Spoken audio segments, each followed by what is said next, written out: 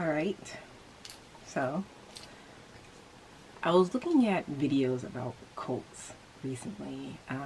It's popped up a lot recently in my feed actually on its own. It's probably just the algorithm working its thing. But the idea about um, cults and religion combined in a way. Um, I was looking at them interested in the way how these things even form now, because I'm interested in psychology, of course. So, especially mystical psychology or shamanism. And I was realizing people are very susceptible to this stuff, honestly. Um, but even more than that, it also gave me a lot of tips on how not to start a cult accidentally, maybe. But that's a whole nother thing. But that was funny. I was talking to my sister about this, and um, she was like, "Oh, I'm glad you're not starting a cult," because she's been watching my channel, of course, and she was like, "I was afraid you're gonna start a cult." But my goal is to very much not start a cult, but rather to bring awareness to the our natural spiritual connection to the divine that we all have, and that we don't need I mean, I say this, but this is my opinion, of course. So, um, first off, um, but it's in my opinion that we do need a guide to the divine, or at least these days, we need like a guide or a clear path that leads us back to being connected with the divine, the Most High. And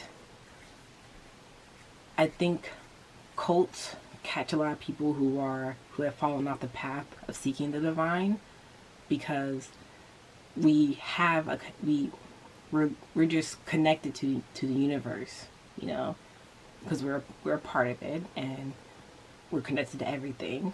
So of course connected to the divine, and we because we have this natural connection, and when we're off the path of spiritual enlightenment, or when we're not spiritually enlightened, or even know what it is, we're not awake to that.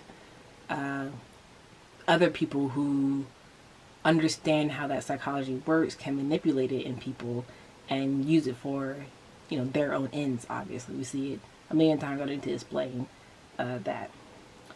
So the idea of me, because I actually want to like start.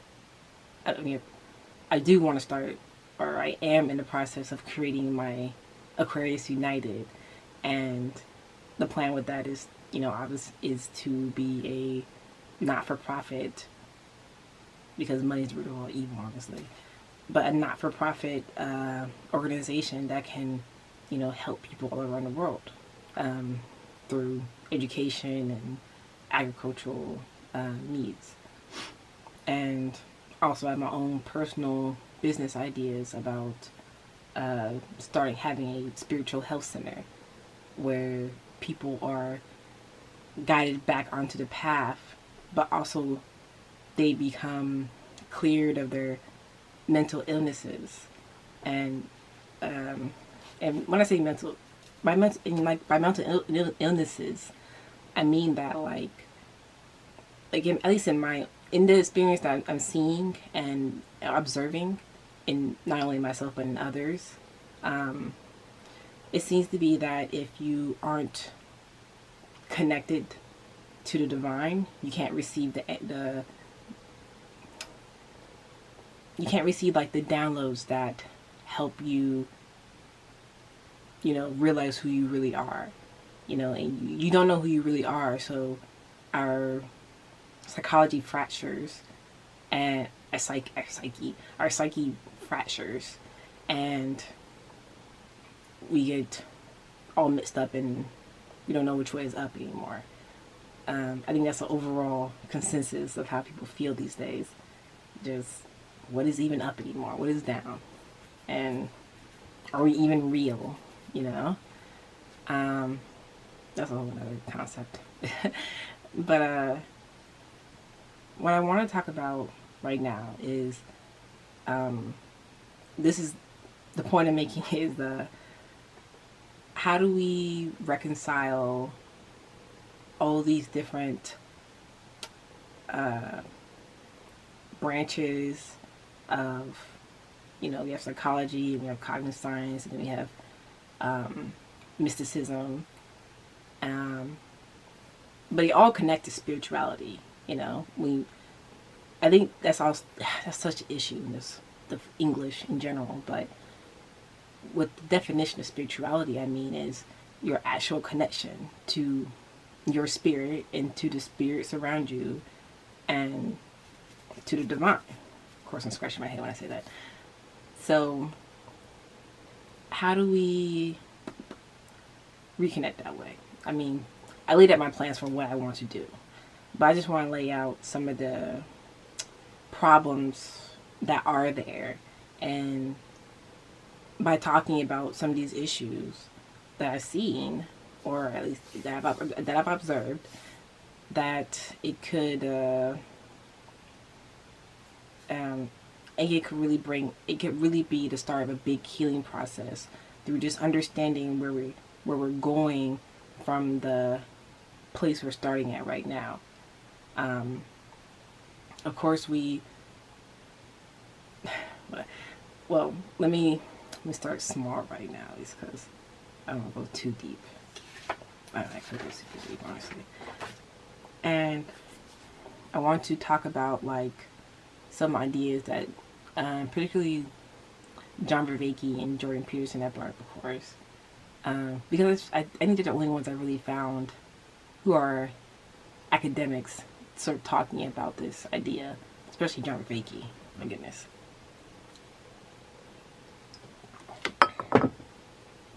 So, first off, I'll just start by going over these two little note passages, and I'm gonna read them off and sort of explain what I'm talking about throughout.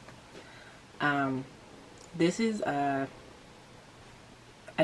pretty sure this is Vervaeke's idea primarily of the Gnostic nightmare.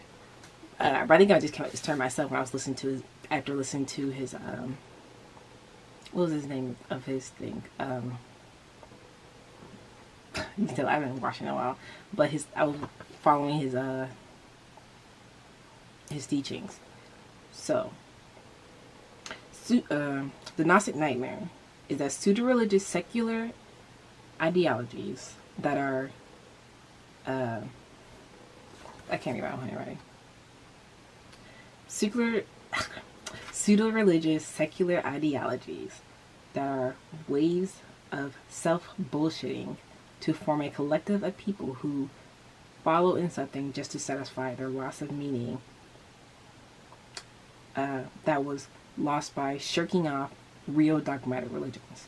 Now, of course, what I mean by that is, people shirk off, like I was just saying, and it's the nihilist effect, where people leave their religions, but they leave religions as an atheist or as a non-believer in anything, so they become nihilists and they're lost.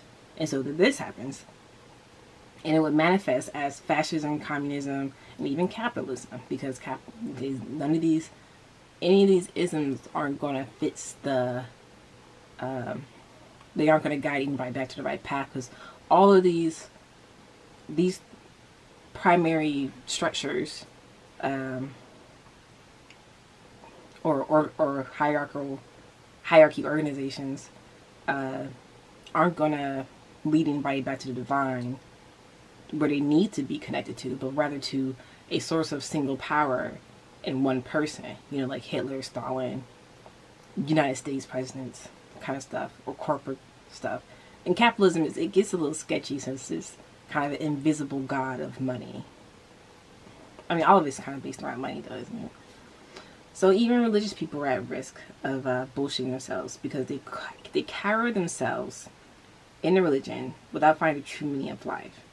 Because religion is a safety net So if you just put all your faith into the church and how it's preached to you, I mean, not saying all Christians, of course, because I got baptized in the Christian church, but I can see how that happens, where someone could be a Christian just for the safety of, I'm not involved in all these other things out here, which is why Christianity has been so effective in its rulership over the general consciousness so far. And then people miss out on like the true meaning in life, because then you're just if they're not, how can I put this, like if it's like they do good things, of course, if they're a good Christian, you know, and then that does elevate them into a different into a higher level. But based on my personal beliefs about how the universe works anyway, or just my personal knowledge of what I've obtained, I think it's more, if you're not doing it for the best reasons, like it's still a selfish reason to be doing it, because if you're doing it just to get into heaven, it's a selfish reason, you know. But if you're truly connected with God, it will. When you're truly connected with God, you're doing the best that God wants you to do for yourself, because God wants to experience life. That's the point of life, to experience life. So when we experience life to our fullest, God is pleased, because the Most High is experiencing it within us. So when we experience ourselves and when we speak out and express ourselves, it is God expressing us. I mean, as long as you're connected divinely, it is God expressing himself in the highest form through you, through us. So when religion gets in the way of expressing something that was ordained by mankind instead of something that was ordained by God, and even though we say it's divinely inspired by God, everything we do is divinely inspired by God if you're working on a higher level. But things can also be, inspired by lower things as well. That's why we have pop culture. So, yeah, without finding true meaning in life. The pressure in post-religious societies can cause cracks or overshadowing. Overshadowing? Overshooting. Oh, overshooting. Basically, what I was just saying is like, it's either like me talking about this stuff now is busting this wide open, you know, or I've been talking about this stuff. I'm just busting it wide open. I'm going through this stuff and I just see the underlying patterns of stuff. And so people are like, I mean, I'll speak in a term in like, for like, because I'm a black person, so I must speak about black history. So like,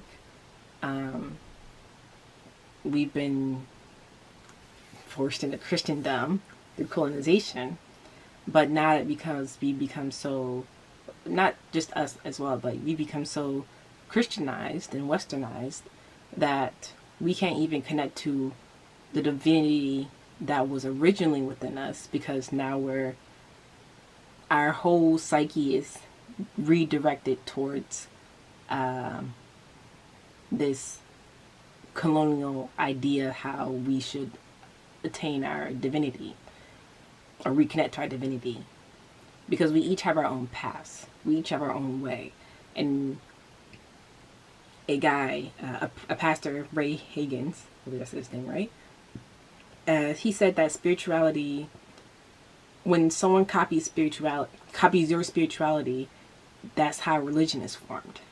Because when Jesus came, because I do believe Jesus lived and resurrected, when Jesus came, he came and told us that, he taught us how to do things, but he wasn't saying to follow him. We aren't supposed to worship him. And I should pardon.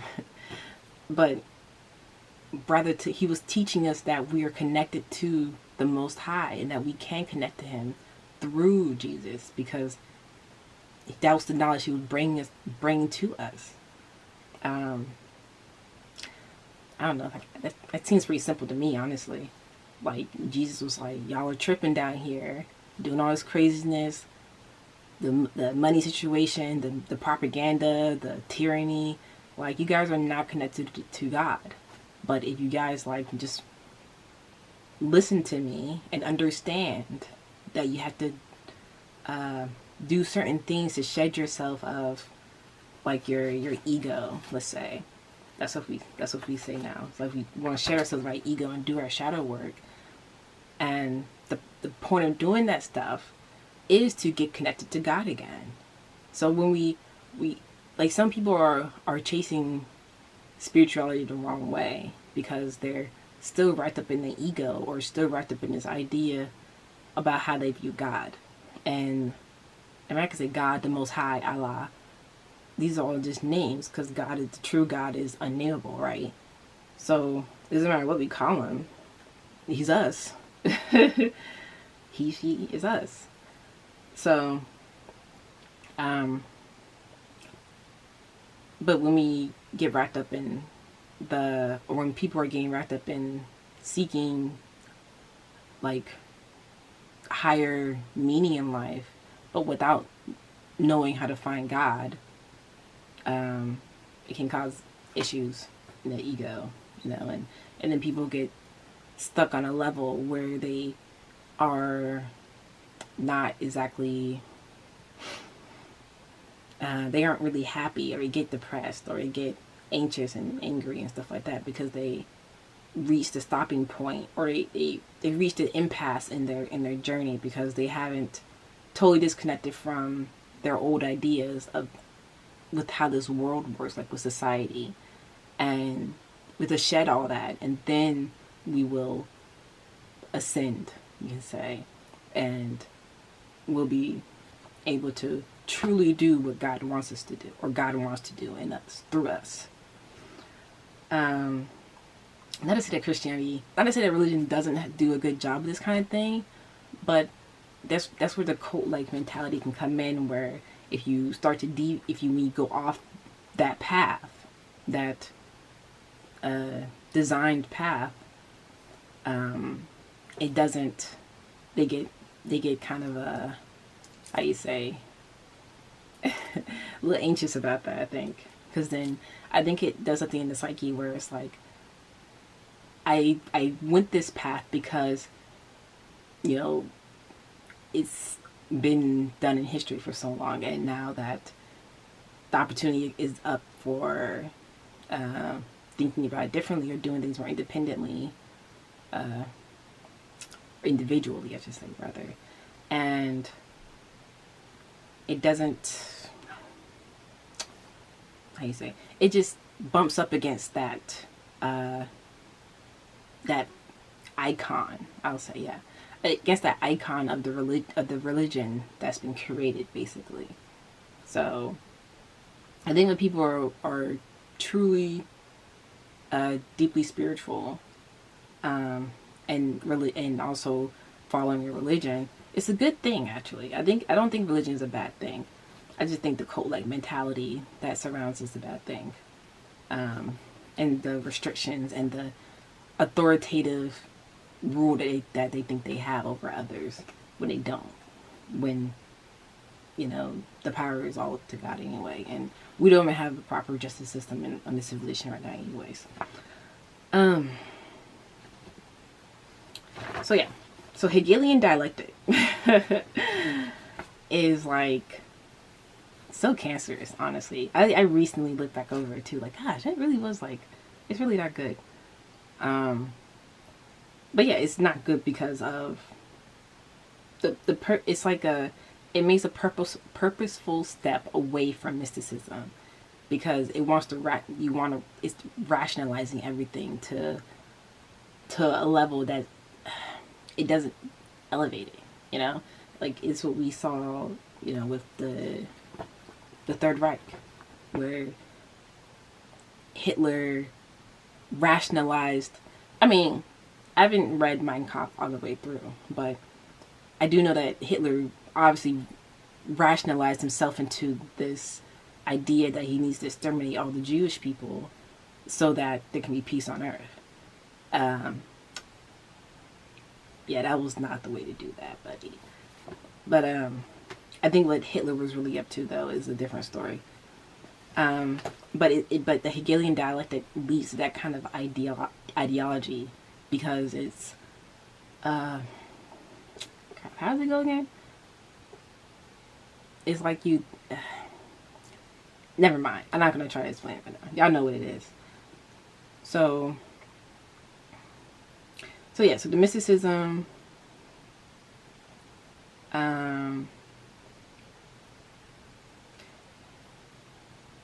This stepping away from the mystical aspects of religion. Yeah. Is there a way to create a religion without a total mysticism in the belief system that doesn't feel like bullshit? With love and truth as the primary ingredients for the foundation, and also faith and will that continues to cultivate wisdom and supports all stages of life and endures time.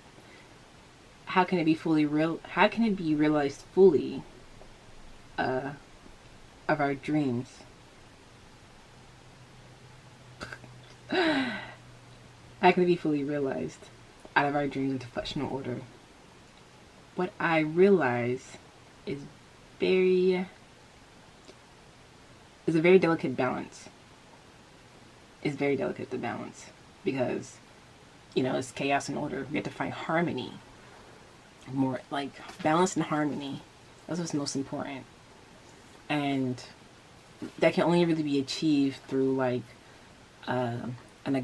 through agape with truth. So if we don't have that basic love for each other by, love thy neighbor, the most important thing. Jesus was like, if y'all could just get along, it'll be fine. Get along without all the troubles, everything will start working out properly in its own way. And even though we are sort of working that way, we're kind of I think this is why we have this simulation theory going around now. Because nothing feels real when you're working towards something, like me working towards my Aquarius United goals, where I want to do these things. And I can definitely do these things. But I think the issue lies in, or some of the issues lie in what the end goals of my things I want them to be. Which is, global prosperity and happiness and cleaning the earth and all the. Anyway, I don't know why that happened. But yeah, there's a guy I knew who would always, he would feed the homeless, from his own, out of his own pocket, basically. He would sell food during the week and feed the homeless on Sundays. It's an amazing thing he would do. And it's his small impact that probably saved so many lives, who knows, and probably impacted me positively, because I got very inspired by his just simple act of doing this thing. He would feed 40 people maybe on the weekend, up to that. And he'd be so happy to be doing that just because it's a good thing to do, these people would be hungry. So many people are hungry right now and they're wasting, oh my gosh, it irritates me so much. Just as a awakened person, just why would you, during this whole COVID crisis, they decided they want to destroy millions of tons of food and whatever because they couldn't sell it. That's why money's the root of all evil, man. All that food, I don't care. It could have gone to food banks. It could have gone to churches. It could have gone to anywhere, but not have to be destroyed for no reason. Gosh, it just irritating. And it's the principle of my act as well. It's don't waste precious food, don't waste precious water, and we're out here just whatever. We know what we're out here doing. So it's people look at these systems operating around us in these ways, and it just made me all sorts of angry. not all sorts of angry, but it irritated me. It irritates my spirit because it's like, this is not what we're supposed to be doing. Like, at all. And how can we collectively move towards a higher, our higher selves when we're oppressed underneath these institutions? You know, we say some people say white supremacy and all that kind of stuff, but it's deeper than that. You know, it's plutocracy. It's people who are interested only in trying to depopulate this planet so they can turn into their own personal paradise because they think they're going to live forever in AI bodies. And that's let me not go down that route right now. So, but it's these Peterson had brought this up before about how evil forms. Basically, there's like, first there's the mindless first step, you know, is when you don't realize you stepped off the path in the first place anyways. And then you start to just, your perspective, you have a perspective shift basically because you've gone off the path. Let's say earlier I was talking about the people who leave religion and become non-believer atheists, right? And then all of a sudden you start to view people as not people anymore. That's the next thing, dehumanization. We start to dehumanize other people or anyone, or just when you take the value of life out of everything, like life, plants, animals, and people, and also the spiritual energy of the planet and the universe, you start to like,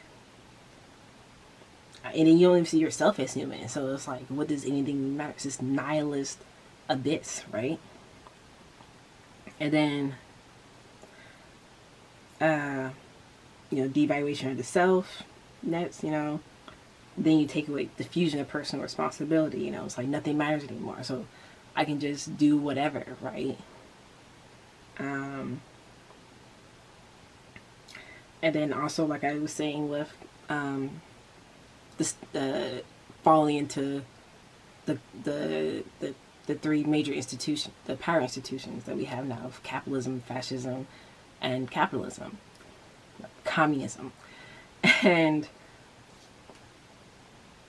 it's like you give up that God to believe in a man's idea. It's like, how different is that from being in a dogmatic religion in the first place anyways? Because you're just giving up one thing for another, but worse. Way worse. And so so then because it's like the wiring is still in our brains. Like, we can't deny the wiring for our spirituality. But like I said, it gets manipulated and misused by these people, by evil people, and they encourage that behavior and incentivize the behavior, and then you start to, or the collective unconscious becomes like I say collective unconscious, but the collective consciousness will start to adopt the idea as well when they abandon their religion, let's say. And then it starts to get worse and worse and worse.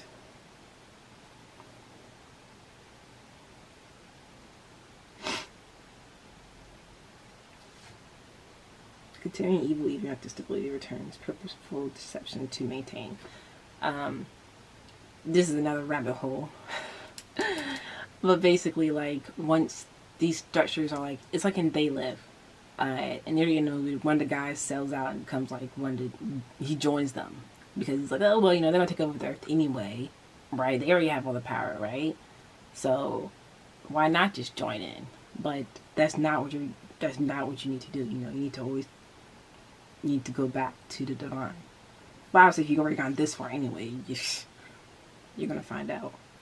But But yeah, like I was just saying, like, it's that rabbit hole of the abyss of evil that goes down, that you go down into. And I don't know where. I mean, like, I haven't. I mean, I have a. Of course, I believe that when our soul goes through its purification process, you know. I mean, it takes a lot. It takes longer for some souls than others, or some souls are just completely destroyed and reformed.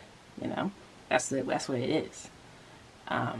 You want to keep the reason we want to stay connected to our divinity and to our higher selves is to maintain that chain of undisrupted incarnations, so that our experiences are, so that the experiences that we collected over time stay together, and it goes into the next cycle of the next big cycle of things, right? So I don't know how to. I say, like, I use the term great respiration because it's like a in and out cycle, right? Even though in the terms of God, it's happening all at the same time, of course, right? But let's say, you know, we breathe in good air and we breathe out the bad air, right? So we want to continuously be in the good air that we're breathing in and not expelled permanently, let's say, or expelled and then destroyed and then coming in back as fresh air instead of a fresh soul. I don't know if I'm explaining it right, but I think you get the concept. It's like that. At least that's how I envision it, at least. So what do we do about that situation with it, where it's like, what do we do with these power structures that we're oppressed under, and keeping us from, not keeping us from, but it's made it real hard to be awakened since they start at childhood, basically, especially with vaccines. Yeah, that's a whole different hole. But vaccines and medicines and indoctrination to school and television and the very waves they beam down on us from every electronic device, you know, or because our bodies do react to electricity because we are electric creatures.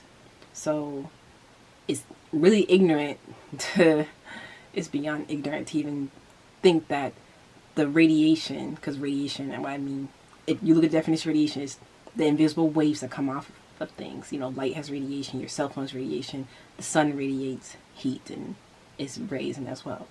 So it's real ignorant to think that the sun's rays can affect you, but not cell phone waves can affect you, or microwaves, or Bluetooth, you know, all these different rays that are shooting around us all the time. And that makes us sick a lot of times as well. But when we are in tune and aligned and awakened, we are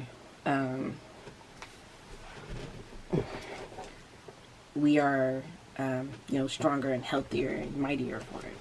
But we're bombarded with all these crazy rays, and it affects us on a DNA level, a molecular level, that really impacts a lot of our mental health, honestly. Particularly our mental health. And by mental health, you know, our mental health is really defined by how close we are with God, or how in tune we are with God. I think schizophrenics, this is my theory before, but like, I think everyone, not just schizophrenics, but that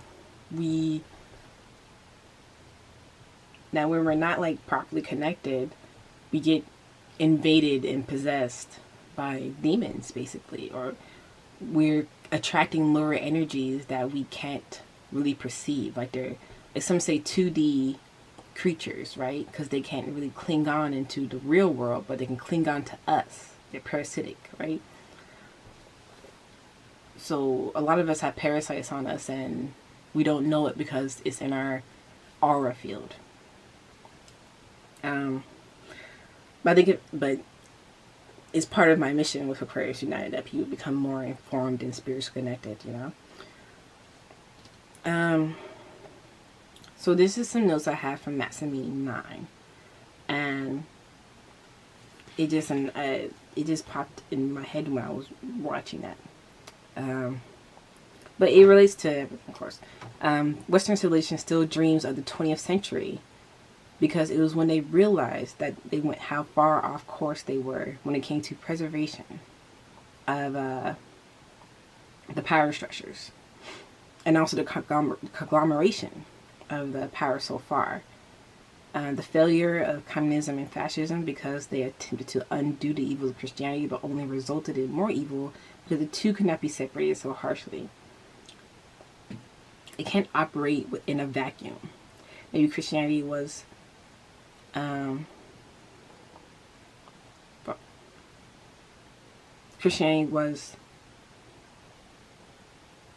necessary to tame people, I say. And these are Jordan's words I'm using. But I say to tame white people. In his notes, actually. The Europeans, let's say. But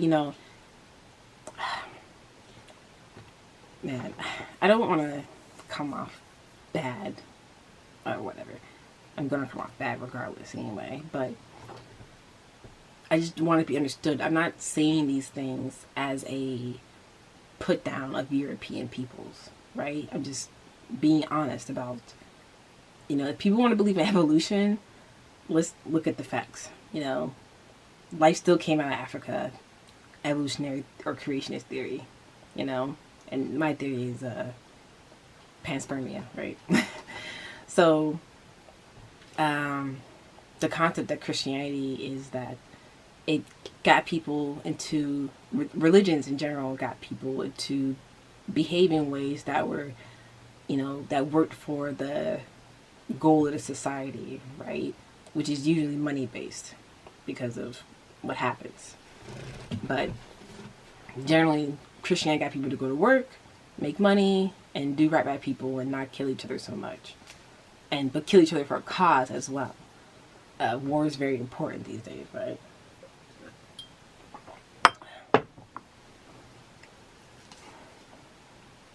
But anyway, so when was the rise of, they use this, even scientists themselves use the 20,000 year mark for the rise of modern European humans, right? And I think it's understood in that African peoples are much older, but that doesn't mean less evolved, So let's be careful when we start talking like that. That's one thing that very, very irritates me when it comes to fair-skinned academics, is that they aren't looking. I'm not expecting everybody to be well versed in archaeological history, but we know how old Egypt is, and we know that Egypt is in Africa. Okay, so, and there's a whole, Africa's buried, right, in sand from the Great Flood that happened 20,000 years ago, or 15,000 years ago. No, it's more like 12,000.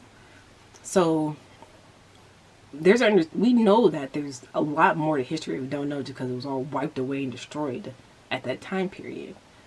But I think it's real ignorant to assume that it meant that nothing was going on in the world prior to that time, because people were obviously still around. There was obviously artifacts and everything like that. And so it just boggles my mind how people get away with talking like this. But, it's a white supremacist culture, so I guess that's why that language is okay to talk like that. But as soon as people like me start talking like this, it becomes problematic all of a sudden for these people. I'm not even discrediting anybody. I think it's great that, that Europeans actually even though they didn't have to do it the way they did, but at least they preserved some of the ancient teachings, at least for themselves. So at least the rest of us could still get to it.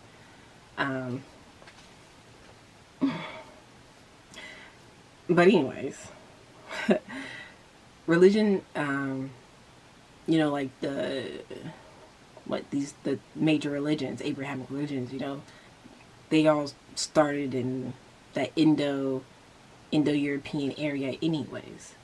So so it is literally white people culture.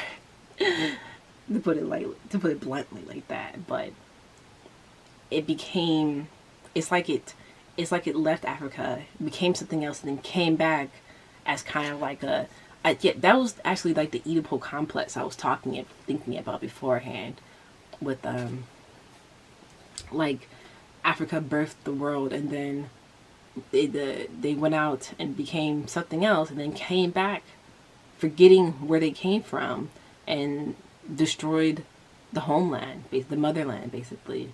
They raped and plundered and killed, and they don't realize that the connection was never made. I don't know if it was made at the time. Maybe they were trying to destroy the evidence so that they could be superior, or that they felt so superior because they developed guns, I guess, or they developed slavery and all this kind of stuff, that they felt they were superior to people all of a sudden. So that's why it created this narrative and this civilization, quote unquote civilization, that we're in.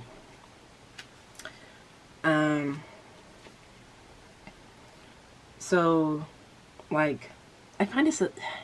I love listening to Jordan Peterson and stuff, but man, like sometimes, he's a white dude from Canada. I grew up in a small town, so I give him slack for that.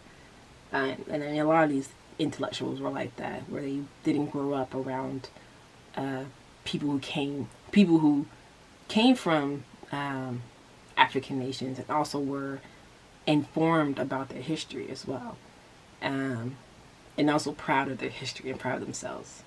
I think when you have that combination of things like I have, it sets up the narrative differently.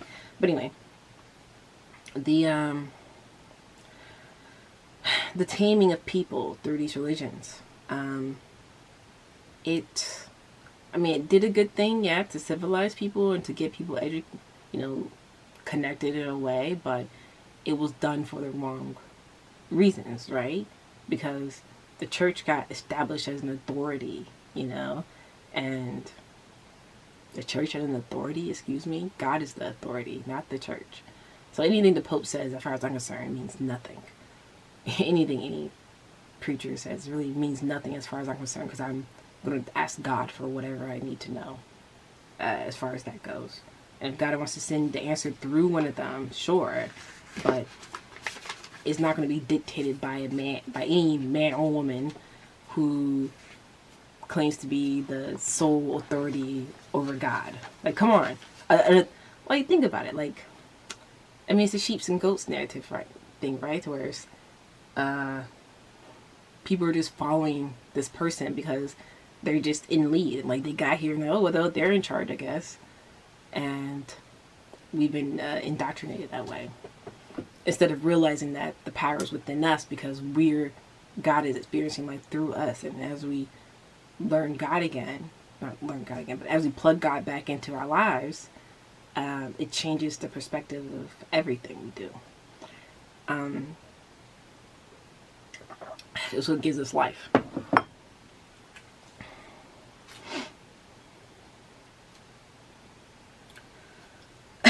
And even then, like, on that, before I move on, in Plato's story on Atlantis, which is 9,000 years before, right? And in that line, they're in the very first opening paragraph, he's like, you Hellenes are so young. The Hellenistics people, right? The Macedonians and the Greeks. Like, at that time, they were young. And Atlantis was already a super advanced civilization and sunk through the ground. So that just tells you that really, when I heard that line, when I read that and I understood what that meant, that changed. That's how I created all this. That's how I came up with all this, connected all this. So before anyone be all like, oh well, blah blah blah, like, go look. Plato said it himself, and that's y'all. I'm not gonna deal with that. Come on.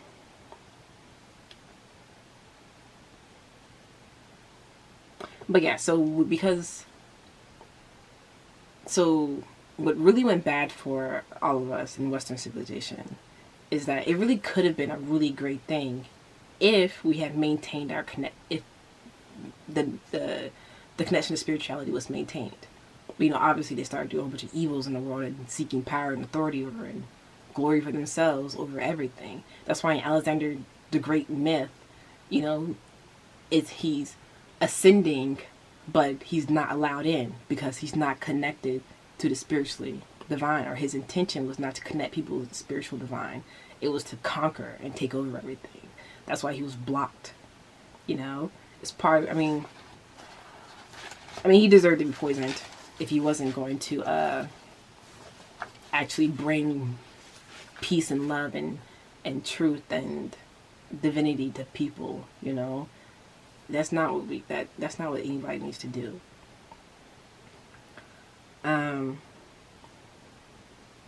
So like because of the nature of how that developed, because when the first sin was made of going after the motherland, then that turned into, well, now the motherland is destroyed, and so now the church gets established as authority, and then Greece and the original pantheons are, all the pagan religions are wiped out under Christianity's rule, right? So they can establish themselves as the authority over everybody, or everybody's minds. And then people establish governments within that. That's why capitalism and Christianity kind of go hand in hand nowadays. Or like, if you're good working, so I fixed the settings on my camera.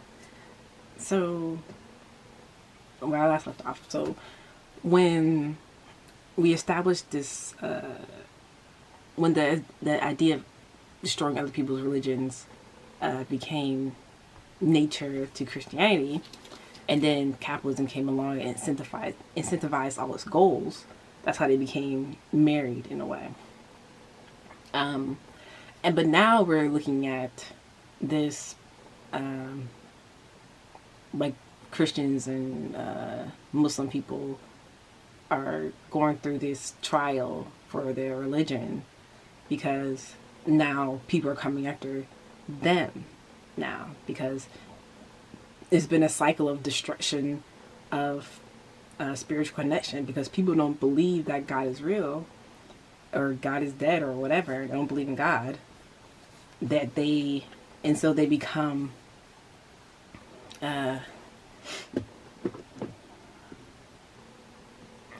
possessed by this idea again of destroying the established authority, but they're destroying the authority that's in the divine, because they're possessed by a demon that wants them to destroy that connection so they can take over their souls,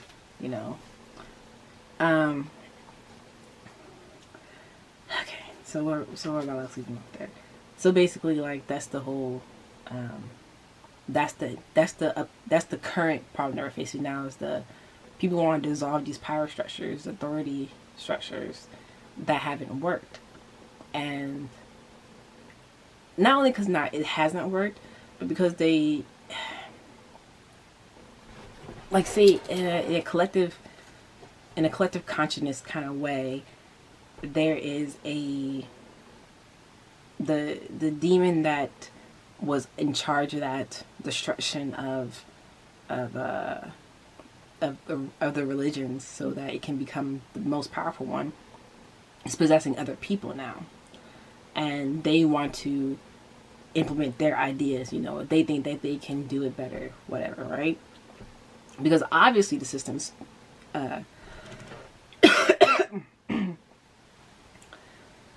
obviously this oppressive system isn't working for a lot of people, and is just degenerating into more chaos. It's literally destroying the earth.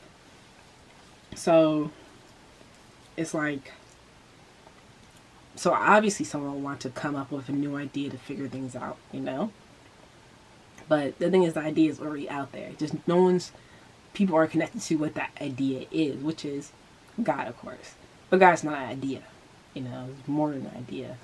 But we should be getting our ideas from God about how to do our works on earth, not try to come up with something on our own. Not lean onto your own understanding, right? But rather be connected with your higher self, to God, and that gives you what you need to know to do what you need to do in life, and not destroy things, right? But yeah, so because of all that destruction, destroyed all not just for everybody, and now we're left with this. I think that's why people are actually ignorant. I give people slack, right? Because we're indoctrinated and we're amnesiac people. But it's even more so that we destroy so many symbols and icons of our past, just through warfare and through tyranny, that people don't recognize that higher self anymore, or our higher selves, our ancestors, that kind of stuff, and then it gets classified as mental illness or something like that, right? Because it's trying to express itself but it can't, so it just gets stuck up in your mind and gets corrupted up there, or yeah. And then also within this structure, this institutions, we can't even express ourselves to our highest potential growing up, and it leads to stunting of those things. It stunts the growth of our connection to divine. But yeah, we gotta build our man-made ideas and our natural and it when we think about these man-made ideas instead of our divinely connected things I just explained.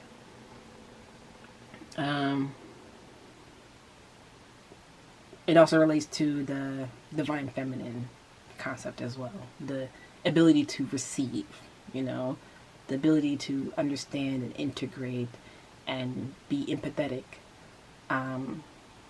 towards each other is a feminine energy, let's say.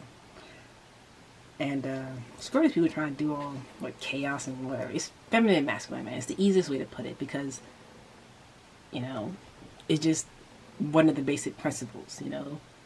If you read the Hermetic, if you're one of these so-called gurus and you haven't read the Hermetic texts, I'll be real sketchy of you. But it is masculine and feminine energies that's described in the books, because it encompasses so much more than just male and female, right? It's receptivity and all the kind of stuff that the female with the feminine, and then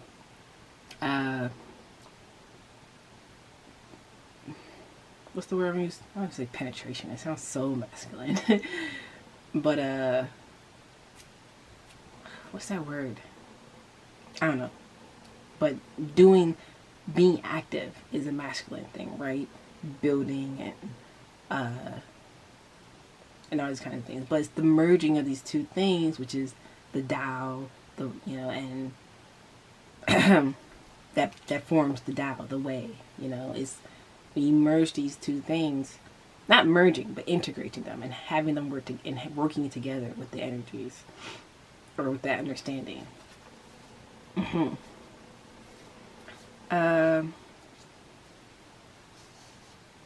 But yeah, political narratives are parasitical propaganda. That's that Reiki term there, where it, because we lack a narrative, it just attaches, right? It's parasitical. It just clings on because it's something that it feels important because the institution tells us it's important, right? It's propaganda. So they tell us it's important for us to be concerned about these things, when in reality, we shouldn't even be operating under this oppression, collectively like this, because it's wrong. but more than that, it doesn't go anywhere past the point of giving more power to men, or human figures on Earth. Da, da, da. Everything else on this page I want to say. Yeah. So, like, I've been saying authority figures, but it's the patriarchy. But it is patriarchal, absolutely.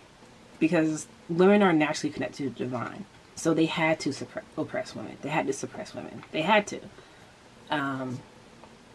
Through force. Through sheer force. And, and I don't even know how to even put it in any kind of way, but so they had to oppress the women because women would, and that's why they banned women from speaking in churches as well, and all this stuff they do to oppress women. And they say it's because we're secondary to a man, even though God made us male and female. But okay. But anyway,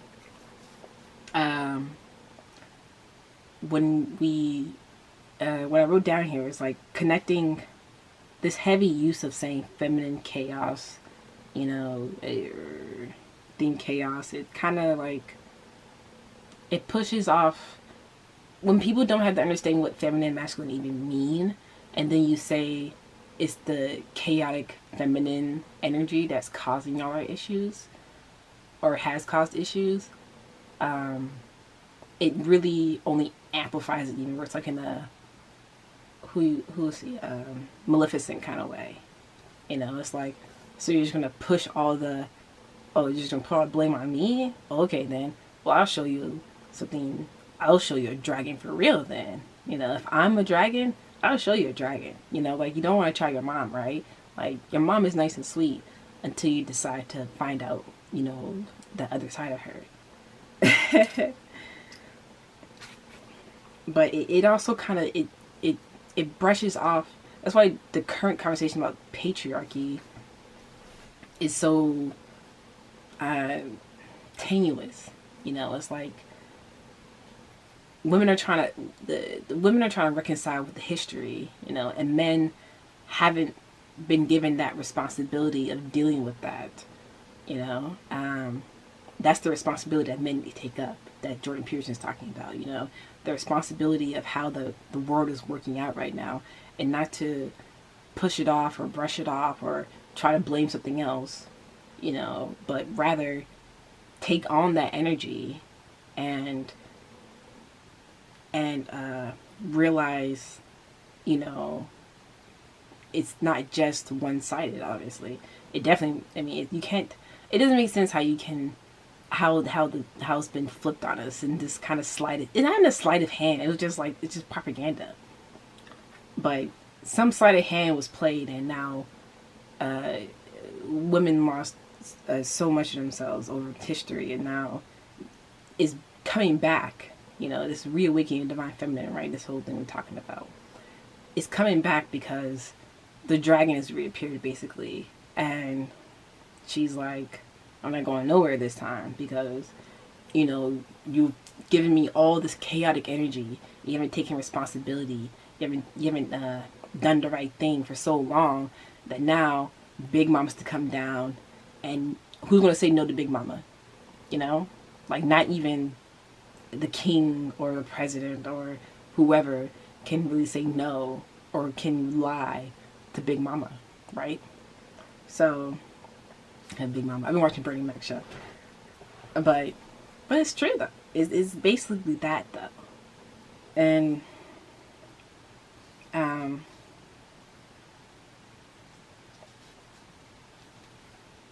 men aren't really sure how to take up the responsibility since the responsibility has been taken from them by the government and the church for the last couple hundred years. When they tell them to go do something.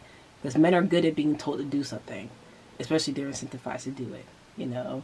Tell them there'll be money and women if you do this. They'll do it. So, money, women, and food. And so, that's been like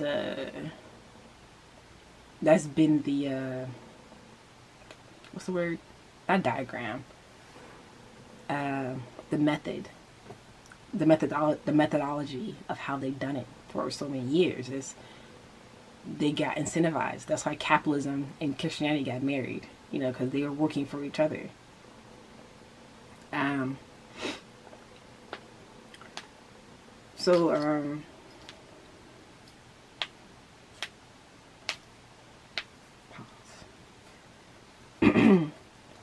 so when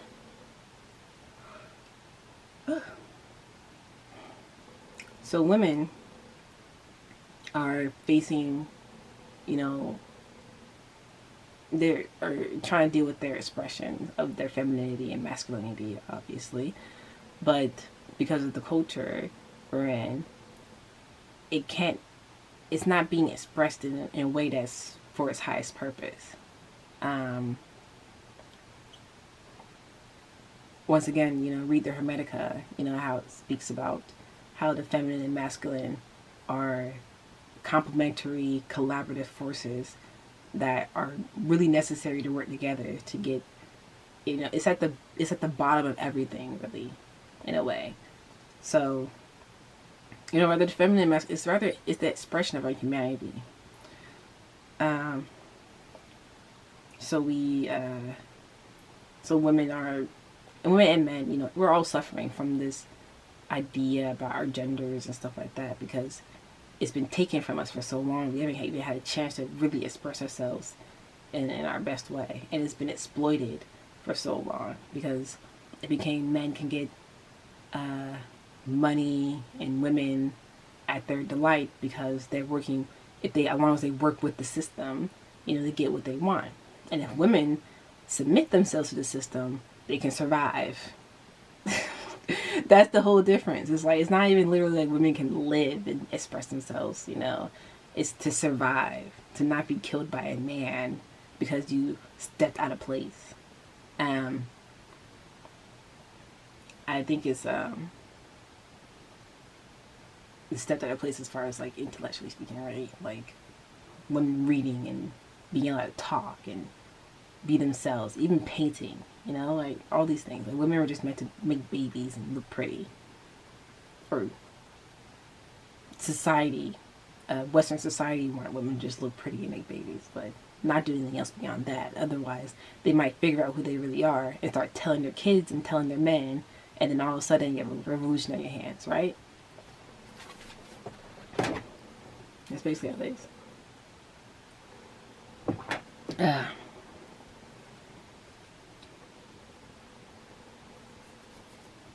But men have evolved not to listen to women, I guess, right? Instead of praising women and praising each other, loving each other properly. We don't know how. So another issue we have is not knowing how to love each other anymore in a healthy way. I mean, like the enforced monogamy, as Jordan Peterson puts it. But like, obviously no one's. Of course, people have been forced into marriage, yes. But usually, when people are forced into marriage, it's usually a polyamorous. All right, let me finish this out. Clear message. Um, my battery died. So, issue that we're facing is,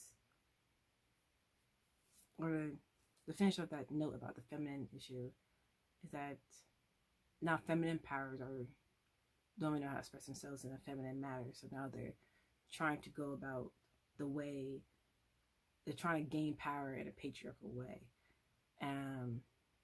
But that's not going to be good at all because that's a dragon. If a dragon's in charge of everything, oh man.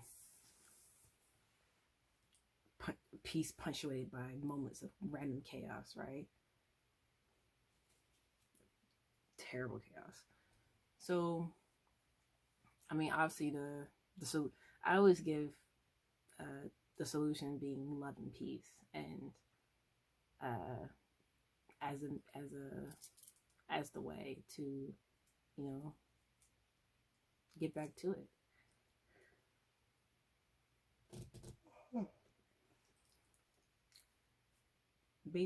love and peace as the way to return to God. And that's what Jesus was here to show us, And I think because the patriarchal structure as well as escaped women, a lot of women uh, internally to like connect to God through Jesus in a feminine way, because the patriarchy has just ruined everyone, especially women, especially Black women in America. Oof, that's a whole different rabbit hole. There's so many rabbit holes to go down, but it's just how my mind works. But it's because it all connects. So with that in mind, it's like, how do we escape the not escape, because we can't escape, but how do we transform the world around us to be the beautiful world it could be, that it should be? And the only way to do that is really with love and with how Jesus was teaching us about that, because we're just really facing some really bad things ahead if we don't return to God, honestly. Like I was just saying earlier, like, next is the destruction of our major Abrahamic faiths, and then it's going to be hell to pay when they want to come after the Jews again for having a power structure that's not man-made like the rest of the world. But NWO protocols seem to be calling for that to happen anyways, but so they can just trigger all the nukes and blow everybody up, and then they can have the earth to themselves, or have destroyed the earth effectively for themselves. It's insane. It's really insane if you start thinking that way about how, because if everything's functioning as intended, right? Capitalism, Christianity, Western civilization is structured in a certain way, and it's operating a certain way. It has been operating the same way for a couple hundred years now. And so it's operating with a certain purpose in mind, right? The same way my idea for Prayers United, or my goal for Prayers United is divinely given to me, though. But my goal is to spiritually connect people, reconnect people to God, and save the planet. And, for the time being, for that we can evolve. But if you look at the end goals that they're going towards, I mean, they call it conspiracy theories, but it's more like it's a literal conspiracy theory, because it's the theory about the conspiracy to take over the world, basically, or to keep control over the world or the populace. And so people are really even more confused and even more distrusting, and it drives people even closer to the edge, because it's nihilism on one end, and then it's just abyssal nihilism, or over optimistic religious person. And if we're in the middle of that, it's like, where do you stand? Because it just seems so shaky on either side. But the reality is to step off of that platform, actually, and to plug in and realize, if someone, I commented on someone's post, is like, God's not dead, he's just unplugged. So it was another comment, it wasn't exactly the video. But if we could just, I want to plug God back into the world, into our hearts and souls, Like my sister says, she's after my soul, right? Because she cares about me, cares about other people, as a good Christian should do. But I'm concerned about her soul as well, because, right, everybody else's soul as well, because I don't know, I just can't bring myself to trust the structures of the church and Western civilization seeing what they've done and what they have not done and purposely suppressed. So I can't combine those two things themselves. I mean, yes, I love Jesus because he did that, but the church and Western civilization has taken his name. I wrote it down too. Like Jesus was the greatest conquest Rome could ever have had because now they've taken something so beautiful and bastardized it and corrupted it and turned. You know them by their fruits, right? So this is the fruit of what their efforts, which is just almost total control of the world and finance and economic systems, right? And the media. And we are really deep in it, aren't we? So, this is why they crucified him, because he came telling all this stuff and they killed him. It was like, I brought it up in my other videos too. It's something I think about. It's like, they killed him and then you propped them up for their world takeover. Like, what a sacrifice.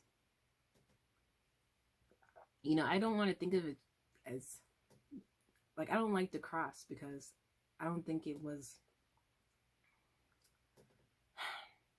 this is gonna, but, like, Jesus wasn't, he may have known he was going to die. He knew the risk he was undertaking by doing this, his mission,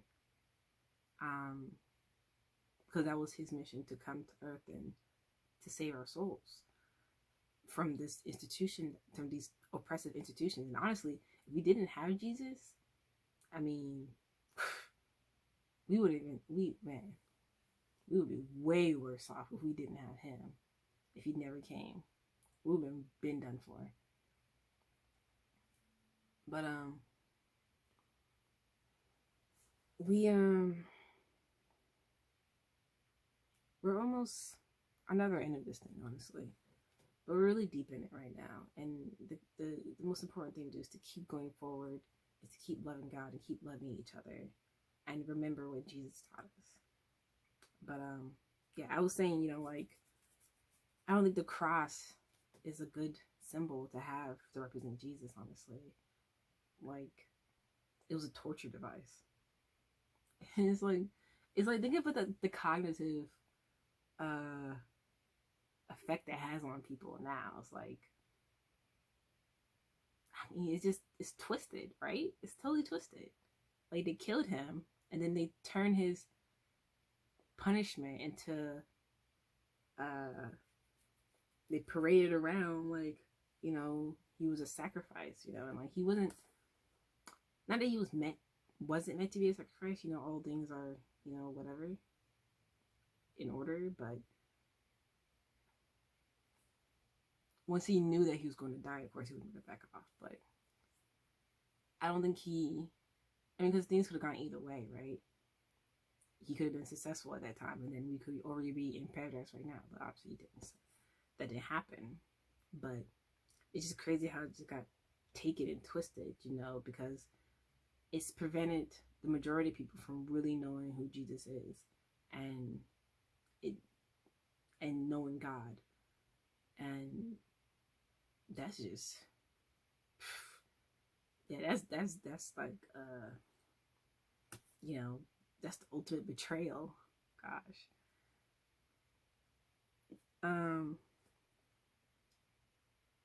But I just, I know Jesus, so I feel I have a soft spot, and it hurts me to think about, they did that to him and parading his image, not even his image around either. Like, they're parading his death as a moneymaker, and it's just sick. It's honestly sick. I think about Etika, right? Desmond. And Desmond was a beautiful creature, and he lost his life at the effect of, this culture and civilization that we're in. And the same thing is really happening as well. It's like he killed himself because of this civilization, like as a direct result, and in the culture, and this culture of always, having to, one up each other for financial gain, for popularity, for to maintain the clout, right? But I feel like if Desmond was more, if he was spiritually plugged in, even deeper, I think even more than that, I think if he just had someone to confirm these things for him. But like I was just saying, he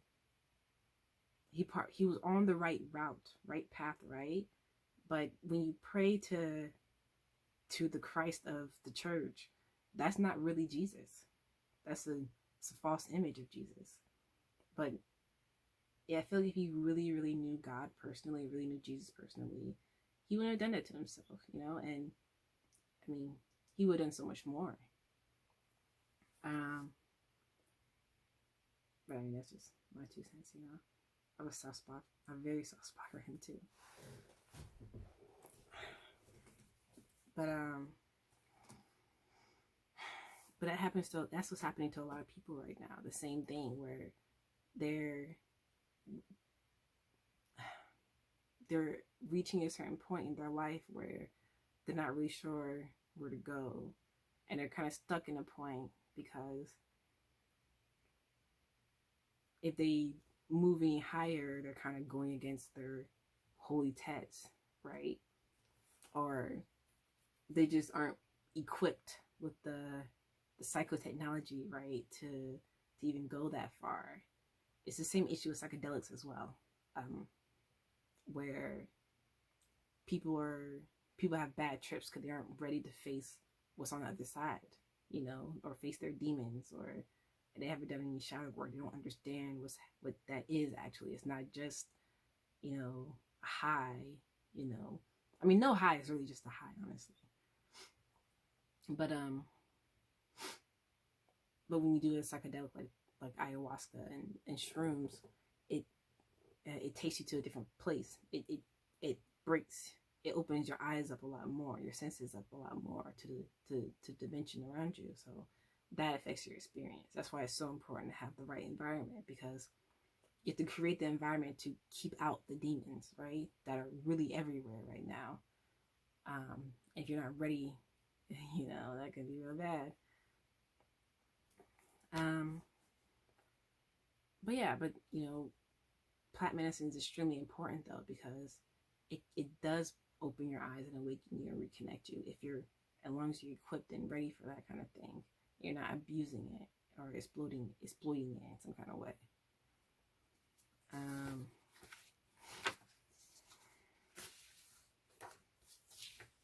Anything else? So, it's not about making a religion or making a new government or anything like that, or trying to take power or be the authority figure. I consider I've said what I consider myself, and I don't believe that I should have power over anybody else, because you all have the same power too. That's what Jesus told us. And it's real. And we have to come to a true understanding about what that means in our lives and what we can do to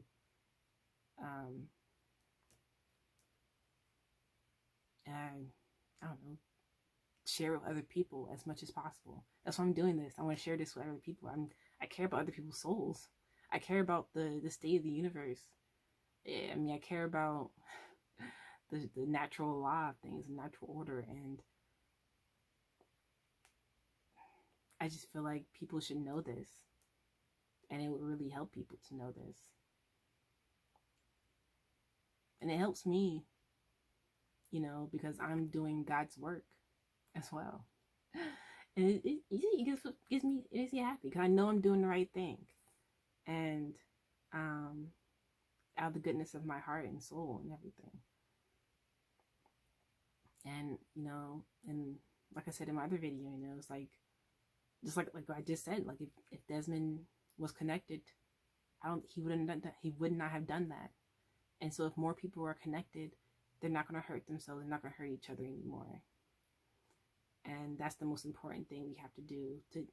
We first have to stop hurting each other before we can heal. Like if you're still stabbing me, you can't tell me that it's going to be okay while you're still stabbing me. And give me money, be like, oh, you can go to the hospital, and you stab me again. No, it's like, no, that's not how it works. We're gonna stop stabbing each other first, and then we're gonna heal, and then we will remember our virtues and values, and prosper forevermore. You know, that's what all this stuff means. Like, gosh. And you know, God, Jesus is still watching over us. You know, he's still alive. He's still alive, and he's gonna come back. Truly. And when he comes back, you know, people will be ready for him. I want people to be ready for him, because it's not a predetermined number, really. You know, as many people as possible, as long as they turn their hearts to good and realize and open their eyes, you know, we'll all be there, you know. And I don't think it's right to just say, I mean, I personally think it's right, because I personally, like, all these, there's other ascended teachers that have been on earth as well besides Jesus, but Jesus was the highest ascended one who came down. That's why he's so impactful. That's why he's so important for us to know and realize what's going on, and realize him as well. I mean, as far as I can tell, I mean, it seems like Jesus inspired all the other ascended masters after him, right? So, yeah. We are going to, I'm just going to end it there. Thanks.